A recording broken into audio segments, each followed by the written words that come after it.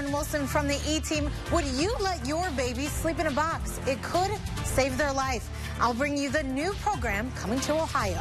It's certainly wet out here all over. We are right now in Euclid driving around. Take a look at these roads. Now, I've been showing you the main roads most of the morning, but I just wanted to show you this. This is a side road, side street here, and we are sliding a little bit. It's not really that salted. If you can see, these are all of the emails I have sent to CMHA over the past year trying to get records and answers. I've repeatedly asked officials to meet with me. They have yet to agree to a time.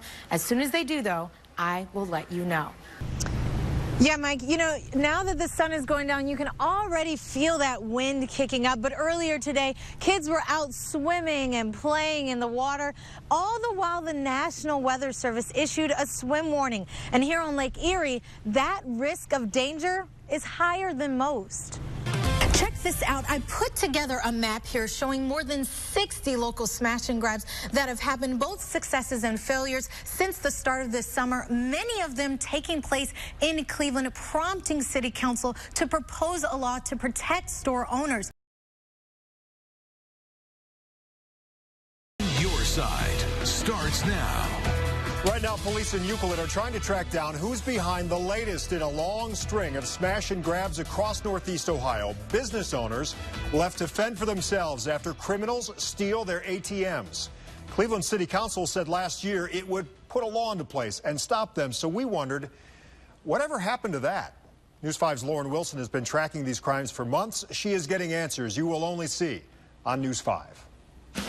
Check this out. I put together a map here showing more than 60 local smash and grabs that have happened, both successes and failures, since the start of this summer, many of them taking place in Cleveland, prompting City Council to propose a law to protect store owners. But that was in December. It's now March, and there's still no law. When I questioned City Council about it, they told me it's complicated.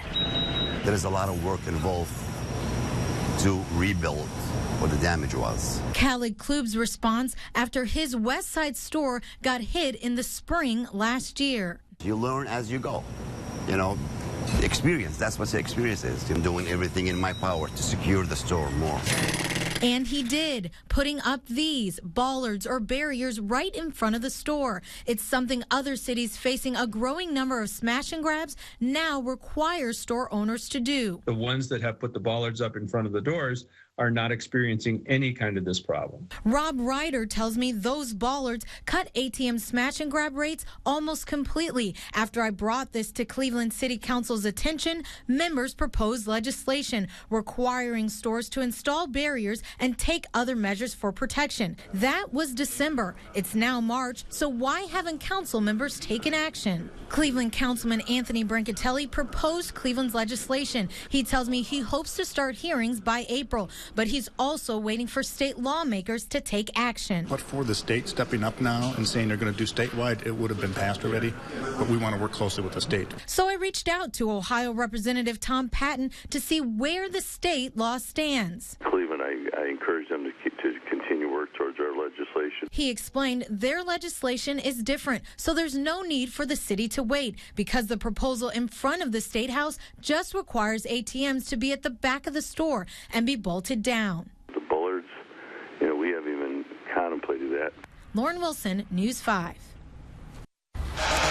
We are working to gather more information about accused serial killer Shawn Grate. The Now's Lauren Wilson spoke exclusively with an old friend of his about what kind of person Grate really was, or at least appeared to be.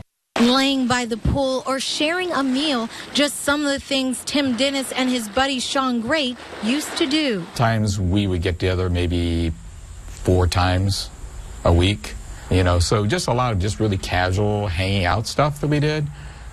Here at my house. The two met at a farmer's market back in 2013 while Shawn was selling his assortment of handmade signs.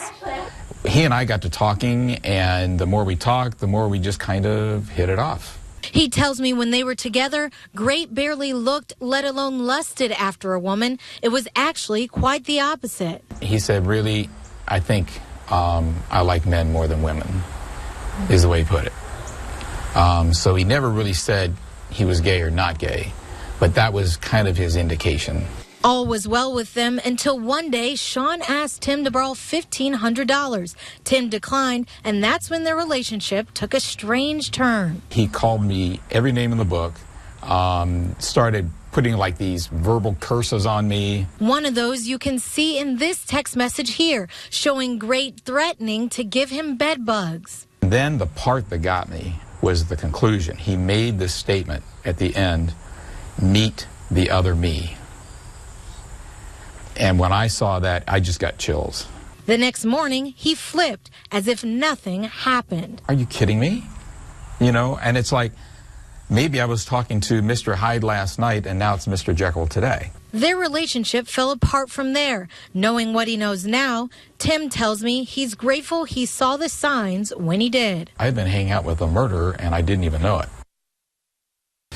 6:04 right now. Apartments in shambles, homes filled with sewage. Just imagine waking up and dealing with that mess. It's happening to our neighbors in Cuyahoga County's public housing. Housing supported by your tax dollars. The A-Team's community reporter Lauren Wilson is investigating. What's up with that? Good morning, guys. Yeah, I spoke with many folks, one of which is Kim Benningfield. She is suing CMHA right now because she says her living situation is just too unbearable. I can't take it now. Can't take this. I'm done. I visited Benningfield a year ago when she first put her rent money in escrow because sewage backed up, leaving feces and urine floating in her apartment. You can see it right there. It ruined her rugs and brought in roaches that she claims she didn't have before.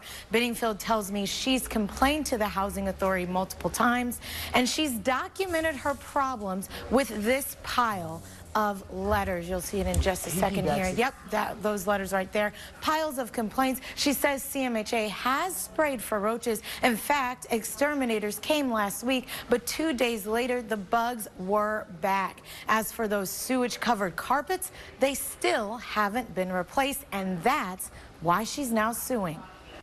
It been going on, they knew. But it took somebody like me to stand up. My mouth is not going to get closed. It's not going to close. I'm going to keep going and keep going. Now, if you can see, these are all of the emails I have sent to CMHA over the past year trying to get records and answers. I've repeatedly asked officials to meet with me. They have yet to agree to a time. As soon as they do, though, I will let you know. For the E-Team, I'm Lauren Wilson. A gust of wind, leaves blowing, water rushing. These final couple weeks of summer might just be your last to hear all the blissful sounds of nature. It's also the last time you'll get to hear sounds from a special band. News 5's Lauren Wilson spent time with that band and its members. She brings us one man's story of a dream fulfilled. We have trombones, euphoniums, tubas. Pretty much your ordinary band. But there's nothing really ordinary about the Metro Parks Ensemble at all. This band, it's family. A family. One of the things setting this band apart. That makes it great. Where else can you do that in a band? For the father-son duo, Bill and Paul Wilkerson, they bonded learning their instrument together here in this band. But it wasn't until my dad and I went out in 2001 or 2002 and bought the trombones that I played a horn. Bill, always fascinated with the instrument since childhood during the Great Depression. And it looked like it was so much fun, I got to get in on this. Later, at age 70, got to finally play. And 16 years later, he and his son continue to learn as they go. We walk together, we work on projects together, we play trombones together. Precisely how this band of volunteers got started and continue to function. We're not the only family in here. There's a synergy that happens when you're playing with somebody else. Check me out. I still got it, and I played years ago. But if you still pull out your instrument and play every once in a while, you might be interested in the open auditions the ensemble is holding all this month for their winter indoor season. In the outdoors, Lauren Wilson, News 5.